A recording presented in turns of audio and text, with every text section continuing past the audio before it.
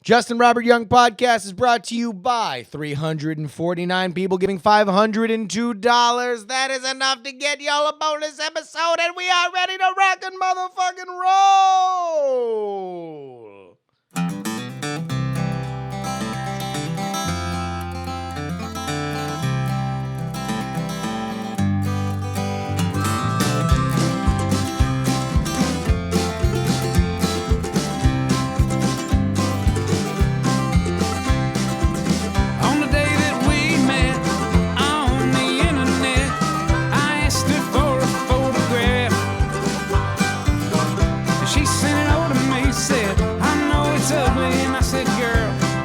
Ugly ain't the half, look at you. Well, you got blue teeth and you only got two teeth, but I kinda like to see you smile.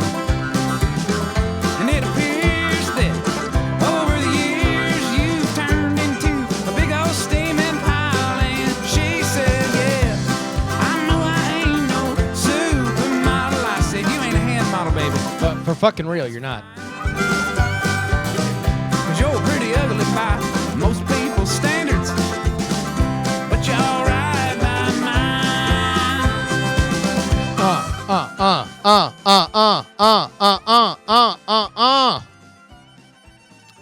I don't know why this is. Check. Oh, wow. I feel like, man. You know, these times where, you know, I do these wrestling streams, and so I got to do the JuRY show early. You know, it's hustle and it's bustle, but we do it here for you, the listener, you, the viewer. Hopefully, what you are watching right now, I'm in ninja quickness. Ninja quickness right now is happening. Want to know why? Because you can capture each and every freeze frame of it. Because I got a brand new honking goddamn rig here for you. Holy shit. This thing is powerful. We are right now rocking, like 25% capacity. I'm streaming to multiple Meta CDNs. I'm recording.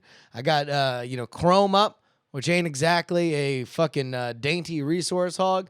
XChat. I'm mixing shit up. We're doing things that you would have never thought possible on the last computer. Now, it's just science fact. Welcome, everybody, to the Justin Robert Young Show. I like to call it the JuRY Show. You like to call it the JuRY Show. We all like to call it the JuRY Show together. We are going to talk about a couple things today. Very topical news-heavy episode. And also, we're just coming to the realization that, we like to talk about the things that we have in common as opposed to the things that we differentiate ourselves with. On this show a lot. It's a common theme. And I know that there's a lot of people out here that are asking themselves questions, and I think they are legitimate questions about a lot of these transgender issues that are out here in the news. And I want to let you guys know that you have something in common with what I would consider to be at least 7 to 8 transgender people. Because they emailed me after this last show, and I'm going to have a big transgender discussion here on the show. So at the end of the day, you have something in common. If you're like, what the fuck is going on with Caitlyn Jenner? I don't even know. It's weird to me. I don't get it. If that's your take, understand that you have somebody for which you could start a conversation with. Hey, you also listen to the Justin Robert Young Show. We had something in common. Now let's go ahead on with this conversation for which we probably have differing opinions. I think that's pretty rad. We're going to talk a lot about that. I had a bit of a transformative moment over the last few days. It was 48 hours ago. I had a moment sitting at a bar, and I'm going to tell you all about that in a second. Also, we have your feedback, but let's go ahead and get into this. This is by far, I think, the most fascinating story of the week, and it does not totally disconnect from the Caitlyn Jenner thing. Now, before everybody raises pitchforks, let me talk about it. Rachel Dolezal. She is in the news. Why? Well, because, and as a Journalists, you are always looking for the colloquial man bites dog story.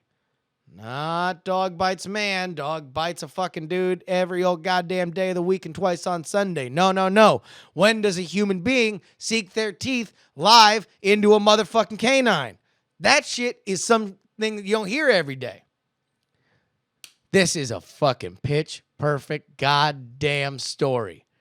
White girl passes herself off as black and leads a local chapter of the NAACP. Holy sweet goddamn. That is clickbait. That is papeworthy. That is leading your A block. Why? Well, because it's a way that we can talk about race without talking about race.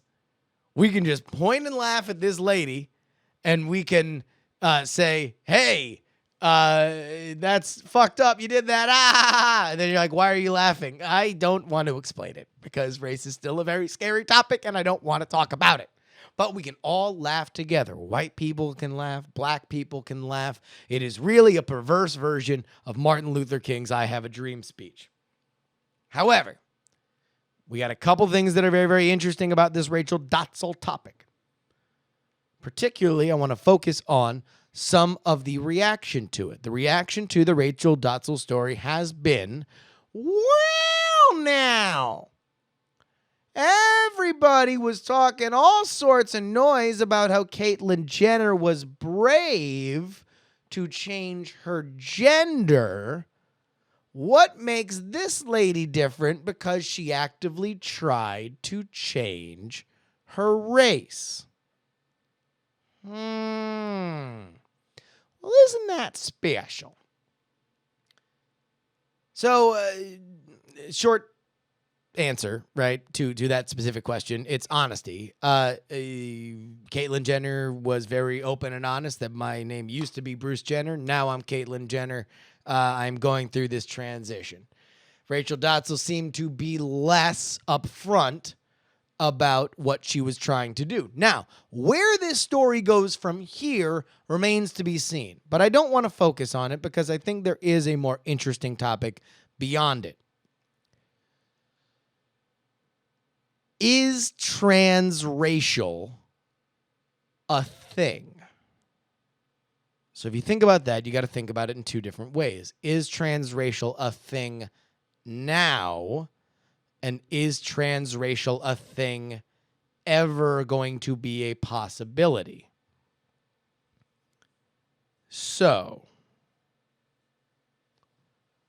let's go ahead and focus on now first.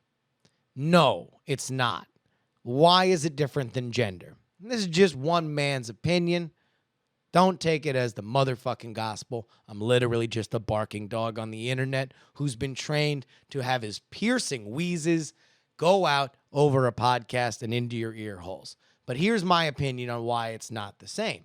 Because we can agree definitively on what a gender is. Race is far more complicated. Does your skin tone make you a race? Does your hair make you a race?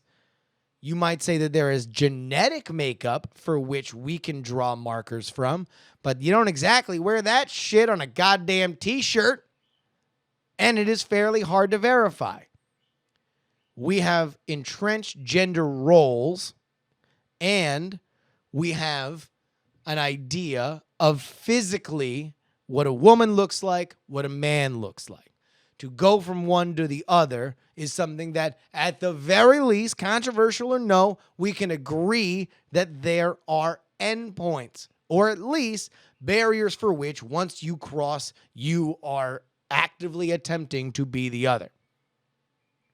So if Rachel Dolezal went out looking exactly like she did, with the same kind of hair she did, and said, look, I'm a white lady, I love social justice, I would like to lead my local chapter of the NAACP because I believe I can be effective in these issues, I think we would be looking at a little bit of a different type of situation. She did not do that. Also, she would not be transracial. You would have to say, I am going to be black. I was white. Now I'm black. This is a minefield for a million different reasons, of which I'm just off the top of my head. Privilege, social situations, cultural situations. It is something that I believe will continue. The way that these things normally go is they continue to kind of implode on themselves as we continue to mix. But for right now, it's very, very hard to say what would identify somebody as a different race and whether or not we are comfortable with that idea. So let's go further into the future. Could transracial be a thing? I would say yes.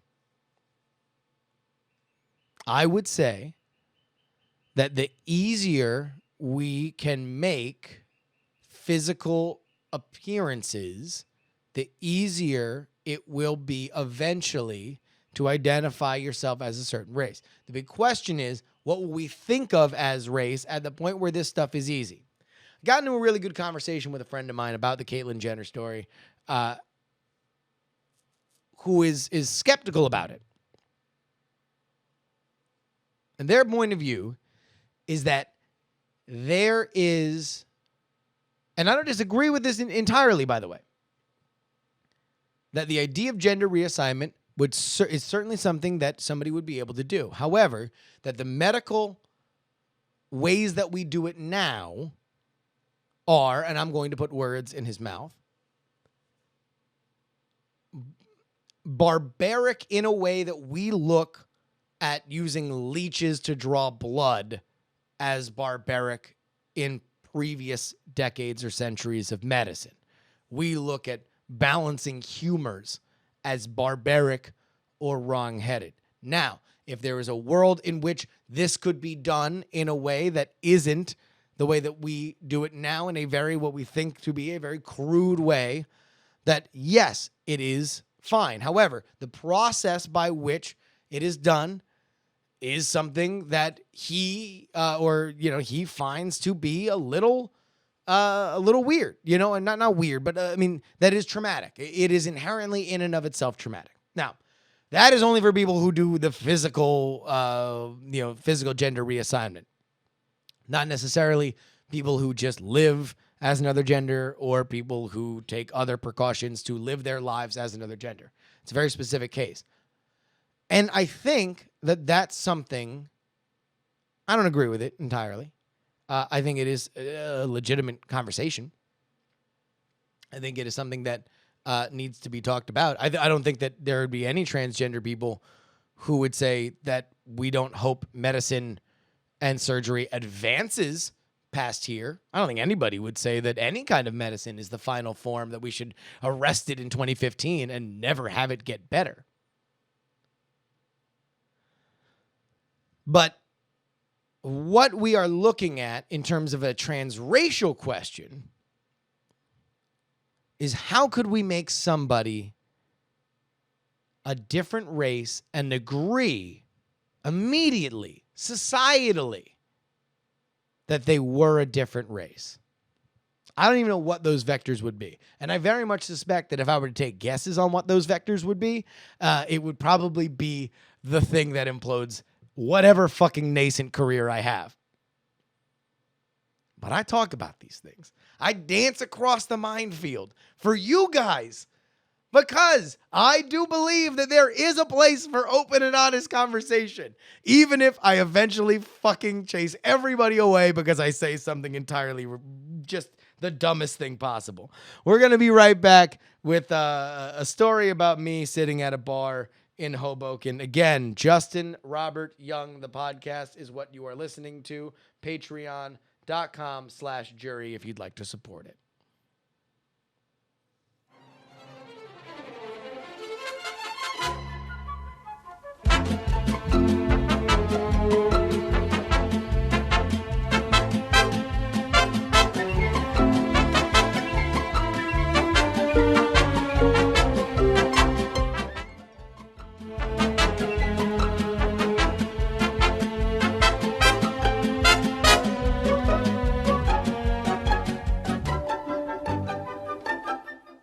So I found myself in a bar this week. That's really not all that odd. I find myself in bars quite a bit. This was odd, though, in that it was a bar I'd been in before. More specifically, it was a bar that I used to spend a lot of time in. More specifically to that, it was a bar that I used to spend a lot of time in when I was very not happy. Very much not happy. I was very unhappy. I was probably even a little unpretty if we're going to go all TLC. I would say that the last time I was in this bar was probably about 10 years ago. It is now that I tell you that I was in New York City and New Jersey over the last week. For anybody, I know sometimes I get very, very weird about telling people where I was or where I'm going to be, because when I have a very crunched amount of time, I feel very bad that I can't do meetups and hangouts and everything. I really want to do it, and I don't want to say that I'm in a place unless I can. It's weird. I don't know if anybody wants to hang out with me, but it's an odd thing. I get it enough on Twitter where it has become a part of my neuroses. So if you are in New York or New Jersey and you're like, your initial reaction is, oh, motherfucker, you should have said you were out there. I would have come out to hang out. Know that I love you and appreciate you, but I didn't and I couldn't, and I avoided people that I've known for decades. That is inconsequential. What is that I was in a bar in Hoboken. I used to live in Hoboken. The biggest drinking problem I've ever had in my life was when I had left college and I was living in Hoboken. I had just gotten kicked out of a comedy troupe that I used to be a part of, and I founded. It was traumatic to me. That is not an excuse. I wallowed in my own misery. I drank a lot. I knew that I had what was the beginnings of a drinking problem, because I would come home every night and I would sit at a bar and I would drink 1 or 2 rounds, and then I would go home. I would buy a 6-pack. I would drink the 6-pack, and I would wake up hungover every day. I would then walk to a McDonald's, use an HSBC card that was the first time I had ever seen any kind of like pin and chip. Just press the card down and you get you get your transaction there. I would get a sausage biscuit and a coffee, and I would get on the PATH train, and I would go hungover every single fucking morning to my end stop, which was the World Trade Center. Now, this is 2005, 2006. The World Trade Center was not the Freedom Tower at that point. It was literally just a hollowed out construction site where they were building the Freedom Tower. So if you can imagine, I've had the pleasure, and by pleasure, I mean horror, of having 2 of the worst hangovers I've ever had in my entire life while seeing the following things. Once, I got super drunk in Krakow, Poland, and then had to go tour Auschwitz. Yikes. And second was one of the many, many times that I got super shit-faced on a work day, had to go into work, and was feeling very sorry for myself as I rolled in to see the pit of 9/11. Yada-da-da-da-da. Sadness. It was a time in my life that I was very, very, very unsatisfied with where I was and what I was doing. I would go to this bar a lot, and I would drink a lot. Now, the fact that I became happier is kind of a matter of record. In fact, the journey into podcasting has really been a documentary of me progressively getting happier and happier. The earliest podcast you might be able to find of me is probably me at my saddest. The podcast that you are listening to right now is me at my happiest. Of course, probably minor fluctuations within them, but by and large, not really. You have seen an unbroken upswing in me being satisfied with not only my life, but also my progress. So it is that I found myself back in the tri-state area over the last week. Brett, the Amtrak around Seville, was also in there in Jersey on Go Game business. He was staying in Jersey City. I had a car. I drove down, and I'm like, hey, man, I'm picking you up from Jersey City. We're going just a scotch north, and we are going to have a few drinks and watch the Warriors in Hoboken. So I'm thinking, okay, where can we watch the game? I know. Let's go to my old favorite bar. And when I went there, I didn't even necessarily think of it as a place where I had been very, very sad. I had just gone there as a place where I thought, I remember like drinking. I sat there at that same bar where I would just fucking kick myself over and over and over. I would wallow in the pity of what happened with the comedy troupe. I would kick myself for not being able to get motivated and do another comedy thing. I would feel myself get disappointed because I was living with my buddy Matt Finley, for whom I believe is still one of the most creative and funny people I've ever met. And I'm like, well, me and Matt should work together. Me and Matt should do something. And I would talk to Matt about it. And then I would say, well, fuck, what are we going to do when I didn't have the follow through? And then I would beat myself up about that I was disappointing Matt. I was not filling up my potential. And I was an asshole for getting kicked out of that group. And by the way, part of the reason I got kicked out of the group is because I was drinking too much and I acted like a dickhead one too many times. So, it was once I sat back down at that bar that all those feelings kind of came rushing back, and I looked across to the same pictures that they still are across there, and I looked at the dartboards that were still there when we used to come back and drink there 10 years ago. Eventually, I'm having a good time drinking with Brett. I walk to the bathroom, go to the urinal. They've got mirrors above, so you kind of see like the bust version of yourself. And I look at myself in the mirror. I'm wearing a blue Hood Slam t-shirt and a hat with the Diamond Club logo on it. A shirt from something that I have very much enjoyed, living in Oakland, across the country. And a hat symbolizing a community that has not only given so much to me, they have been there and supported me as I have slowly gotten better and better with where I am in life and what I would like to do with it. And in that one moment, I felt like I had planted a flag on once disputed territory. I felt like I had dispelled the ghosts from a haunted house, that this, to borrow Hood Slam's phrase, was indeed real. This was not a fluke. This is me coming back and measuring my progress against the person that I used to be. I had 3 drinks. We watched the game. We had a good time. We ate at that same motherfucking McDonald's that I used to get a fucking sausage biscuit and a coffee at in my miserable walk down to the PATH train. We went back, went to sleep, and I did a go game the next day in Brooklyn. Now, I know that it's hard to say, hey, look at me, I had a drink at a bar. Like, this isn't exactly like I'm saving the fucking planet.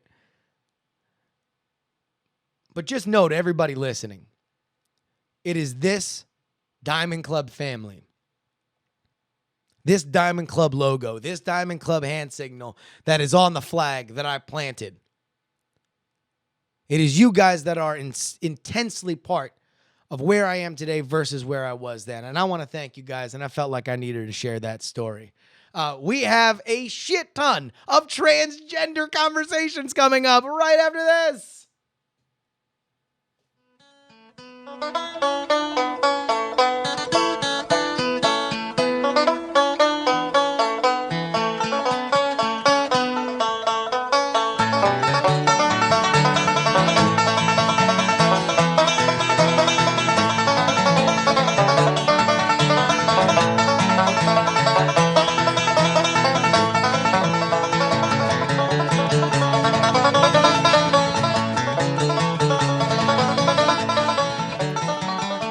Oh, man. Also, listen, if anybody wants to know why Andrew Main is as important as he is to me in my life, Andrew was the one, when I got hired and moved back to South Florida, that was where I was coming from. That when I've often said to Andrew, and I say publicly that, Andrew very much kind of saved my life. And I don't mean that in any kind of like I was going to commit suicide kind of way. I mean just the totality of my life. Like, I don't know where I would have gone if somebody hadn't taken a chance on me at that point. And he is where I am today as much as everybody else is. So just to give you a little bit more context. All right, here we go. I talked about Caitlyn Jenner last week. I talked about why I felt the Caitlyn Jenner story was important, and holy shit, I didn't realize we had so many transgender, and I said "dird" last time. I have fucking understood that that is not the nomenclature, and I knew I had fucked up before anybody emailed me because I was writing transgender, and I'm like, oh shit, I think that's fucked up, and I Googled it, and it was like, no, dick, don't say that. So, transgender, not transgendered, no ED. Ed is canceled like it was on NBC 15 years ago. Let's talk about some of the emails that I got. Tanky wrote in, I'm on a figurative fence about Jenner. So again, here we go. For you, the listener, who is a straight man or woman of whatever religious persuasion you might be that thinks there is something fucked up and weird about this Caitlyn Jenner story, we begin our feedback by having a transgender person say, I think something's fucking weird about this Caitlyn Jenner story. And we continue. On one hand, great to finally admit to yourself who you are and the steps necessary to be happy. Go girl. On the other hand, this person has become the unofficial ambassador to trans people. As you said already, the people are curious as to why people are speaking so much about it. For once, people want to know what's behind the whole transgender deal. I think that is very bad. My beef is that most trans women who transition lose everything once they start the process. It's common to lose your family, your friends, your career, basically all you hold dear. You'll be in debt until you die unless you manage to pass indistinguishable from being born a woman or pretty enough and free yourself from the stigma. You can't risk being forever a monster to people or unhireable or a discrimination lawsuit magnet. Then there's daily life, where I would highly doubt Jenner has been beaten and left for dead in an alley for the crime of, quote, not being born a woman in the eyes of some men. I mean, here I am, 29, back home, trying to get my degree in a field that's more accepting in general, my only requirement, since this is the only way I'll dodge poverty and get a career. Contrary to the, quote, more common narrative, unquote, Jenner here is this person who was already untouchable, legendary athlete, good moves in life as well. Even though she might have had skeletons in her closet for most of her life, managed to achieve success in the North American interpretation of it, which is money and fame. The major problem I have here is that this person and her show will certainly be seen as what it's like to be trans, but really, it'll focus on the cosmetic aspect of it. None of the sadness, the depression most people go through, the conflicts and horrible situations we all go through. Jenner also has a perspective of what a woman is that is old-fashioned due to age. Hence the quote, be pretty, show off, it's all that matters, end quote, which is questionable in and of itself. So to close on my brain vomit, I fear Jenner will harm us more than she will help us. She'll be dismissed as people living a fantasy instead of being taken seriously with the actual struggles, and this might just take sympathy away from us. Thanks for reading that rambling. Number one, first and foremost, we honor the opinions of Tanky. I don't know enough to be speaking from the perspective of this community to say whether or not I would agree or disagree. I tend to, in general, about all things in life, believe that more discussion is better than no discussion, and that we very often get into conflicts of having the exact right discussion as opposed to the ugly, brutal way in which things actually change. So, I would say from a very needly, have you please understood the discourse way that I guess I disagree that it is bad to have it there. However, I agree with 110% that, there is a little bit of that Michael Caine Dark Knight monologue in this Caitlyn Jenner story, that in a moment of panic, they turned to a man that they didn't understand. Now, that's about the Joker, and I'm not saying Caitlyn Jenner is villainous, nor is she dead like Heath Ledger? I am saying that it's weird to me that we are looking, anybody is looking at the Kardashian reality television empire and saying, thank God we're dealing with an important subject through these guys. Not saying that the show won't be good, not saying that the show won't be important. Two things strike me weird about it. A, that we are expecting them to handle it in a smart way. I think that's kind of a bad bet. And two, that reality television, full stop, is good for somebody that is going through such an intense transition. Because I warn against reality television with my friends who fucking have it all. It's a brutal business. It doesn't care about your feelings. It cares about getting episodes out. Sensitivity and nuance is not in the repertoire of reality television. So that weirds me out a little bit. But we'll move on. Gabrielle, I'm a trans woman and a transgender advocate who speaks publicly about transgender issues and reality in an educational context. Holy shit! Who's listening to this show? If you do interesting shit like this, please just write in whenever you want. What's your job? That's what I want to know. Do you have an interesting or fun job? Please let me know, because I am so excited that Gabrielle wrote in. One of the points I'm always hammering is that cisgender people, or people who are not trans, and transgender people have so much more in common than we do differences. People do get caught up in the perceived differences, the visible, quote, tip of the iceberg, end quote, whereas the commonalities we all share about being human is infinitely deep. Every difference is an opportunity to learn more about each other and ourselves. This is true with or without transgender being part of the discussion. The reaction to Caitlin's reveal last week within the transgender community was incredibly diverse. A surprising number of trans folk were very angry about the whole thing. Opinion ran the spectrum, and then some. It was rather fascinating.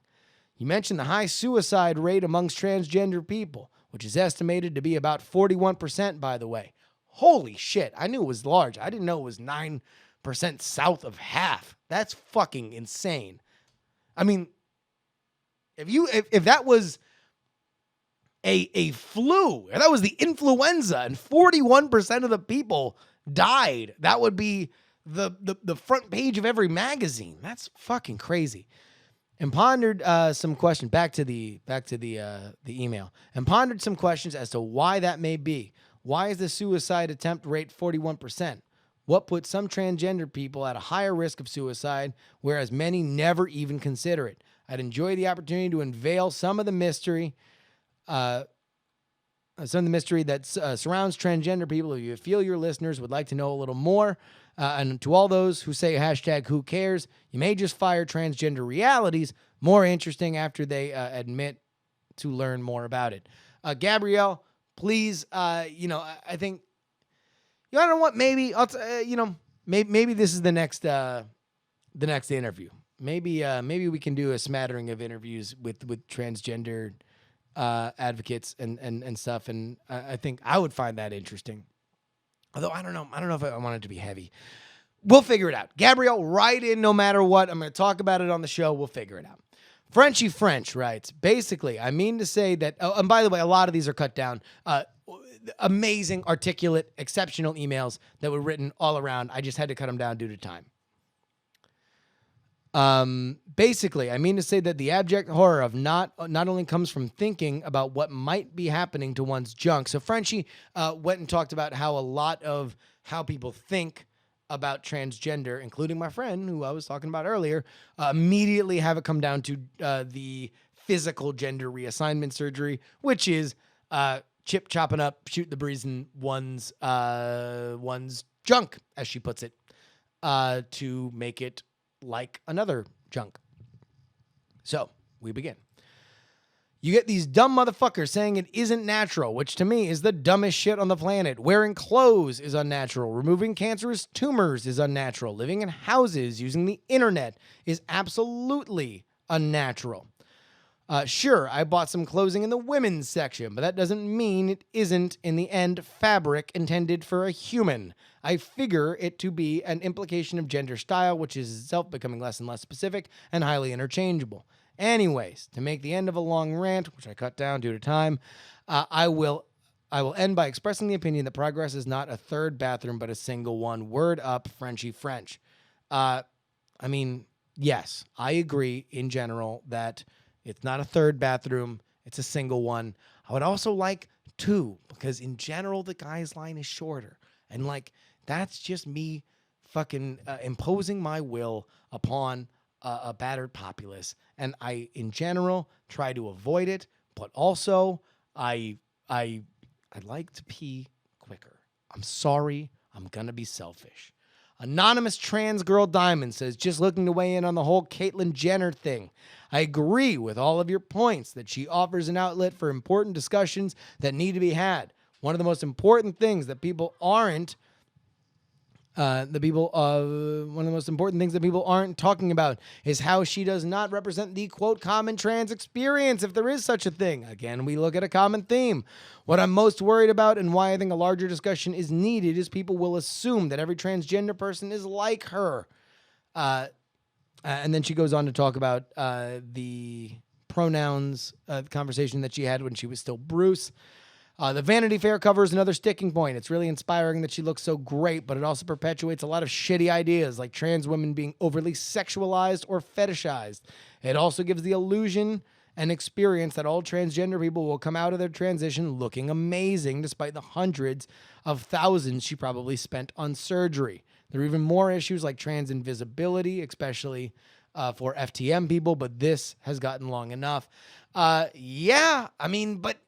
I do believe it's better we're talking about it. And that's why I think if there's any small way that I can help any, like, life, is that it's better to talk about it honestly and risk being hated by everyone. By the way, I am terrified whenever I talk about this kind of stuff.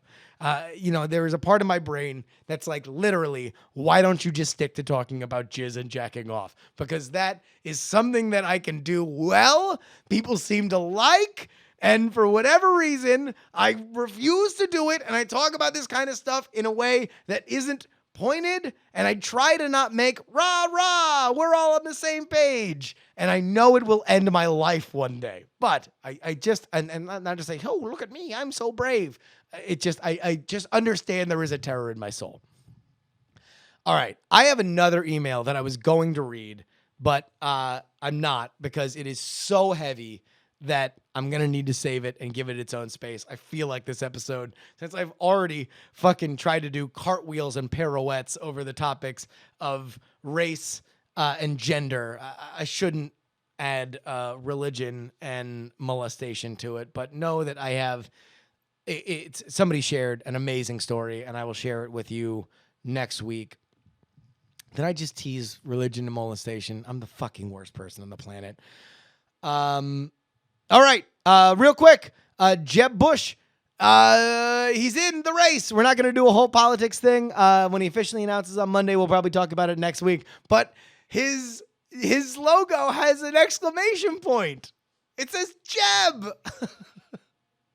I don't know why I find that so funny, but it leads into our email. Jason says, the Epiphany is the title of the email, which is that the 94 Royal Rumble is the exact same as our current presidential race. Right now, there are tons of nominees. Most of the Republicans are just the jobbers. They'll provide theater and eliminate each other. You'll have an early entrant, Rand Paul, who'll pull a Bam Bam Bigelow and stay in and look like he might go all the way, but he's just a distraction for Lex Luger, and he says is Hillary Clinton, and Bret Hart, Jeb Bush, having an ultimate showdown. Luger/Clinton comes in. They'll clean house first and then lay low. Hart/Bush comes in late. Jeb hasn't formally announced, with a messed up knee that he'll be worked over. He's another Bush. They'll tie him to his brother, and then they'll leave him alone in the corner. As we come to the end of the nomination season, they'll both be crowned the winner of their Rumble before having to battle each other for the ultimate champion. Oh my God, I love that email so much. I want to marry it. And finally, last email. Gina writes, I did the Young test on my partner, and they said the internet is the devil. I prodded them for feedback on the specific contest. They said nope, which was pretty much fitted for my aluminum foil helmet and ushered into the bunker. Your test is perfect. Thank you. For those of you who don't know what the Young test is, go ahead and check out the episode of this podcast entitled The Young Test, and I would love to hear your different stories of how you did.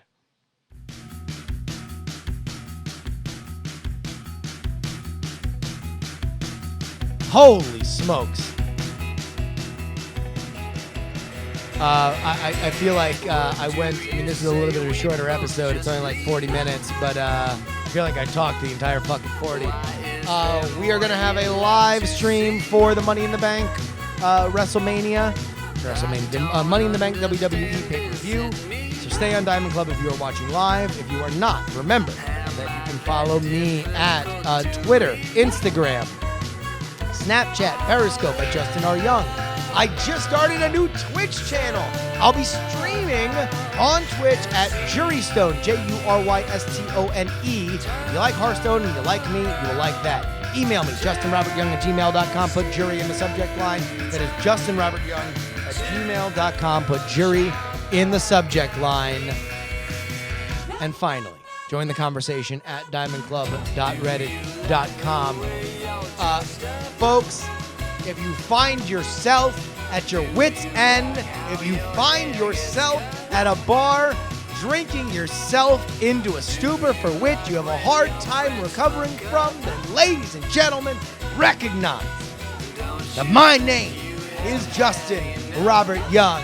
I do a podcast each and every week in which I want to talk about the issues you want to talk about, and I want to let you know that I want you to talk about them too, because we can only engage in discourse if you, my dear listener, please don't.